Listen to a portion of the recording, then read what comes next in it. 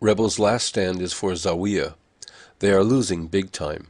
They have lost Zlitan, never had it, Misrata, Garyane, and other small pockets. Ever wonder why the news does not report anything on Misrata now, Zlitan now? All free of rebel mercenaries. Last night, NATO committed one of its great atrocities in the city of Zawiya. Zawiya is on the road to Tunis, and NATO and the rebels would like to cut all supply of goods, fuel, medicines, etc. from the people in Tripoli. It is bad enough that they pirate the gasoline tankers in the Mediterranean. The last one from Algeria was stopped and boarded by British and French special forces and taken to Benghazi. They stopped supply ships with all goods and services, including medical supplies. The U.S. stops all letters of credit from being used for any reason, including repairing the electric plants that were blown up by NATO. The main source of supplies come in from Tunis right now, and they want to stop that. Protecting those innocent civilians again. Not only did NATO kill innocents with their Apache helicopters, but they dropped 17 bombs on this city last night. Many people died. I don't have a list yet, but there is much condemnation of this act by many African nations.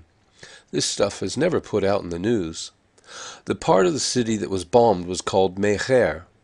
It is a civilian neighborhood. They bombed a number of people's homes. No military, no command and control, just people's homes. There are still some gangs in pockets in Zawiya. Ahmed told me that this city is 80% clean and would have been completely clean if NATO had not dropped 17 bombs and killed many unarmed civilians with their gunships. He said the rebels are on their death march. I'm pretty sure that this is true. They have no support here in the West, and even the women and children will stand up against them if need be. BBC and CNN just reported that the rebels control 80% of Zawiya, including the refinery. Absolute lie. Just the opposite. Garyane is free, Misrata is totally under control of the Libyan army, but they say there may be a gang or two there. Zlitan is completely cleaned out by the people of Zlitan. The Libyan army is in the process right now of cleaning out all the pockets of rats, as the Libyans call them. Good rule of thumb. Take anything that the CNN, BBC, Fox, or any other Western news say and flip it. They take the truth and attempt to make it theirs. They are trying to win this war through the media, as usual. The Western media quotes the rebels all the time. Who are they? What are their names? The CIA and MI5 are the ones feeding the lies to the media. You know, Qamis Gaddafi has been killed 6 times. Amazing man comes back from the dead all the time. That's the son of Gaddafi.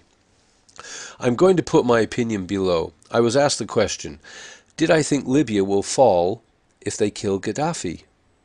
The answer is from my observation and first-hand knowledge of the Libyan people and their culture. Below is my answer, and really NATO, the US, France, Italy, England, Qatar, etc. should all pay attention. These people are tied by strong, thousands of years old tradition. NATO would have to kill millions of Libyans before they would stop fighting. By the end of the war there would be nothing left to fight over. They are tied together by their tribes, something that NATO cannot touch. Would they stop if Gaddafi were to be killed? Not ever. They would fight stronger and harder. This is the point. Gaddafi is not making them fight. They fight for their country, not for Gaddafi. They understand when NATO bombs a power plant, they are attacking the people, not the leader. When NATO kills innocent people celebrating the rebel loss, they are attacking the people, not the leader. These people know that NATO is the enemy. NATO is attacking the civilians of Libya, so nothing associated with NATO will ever be allowed in this country, ever.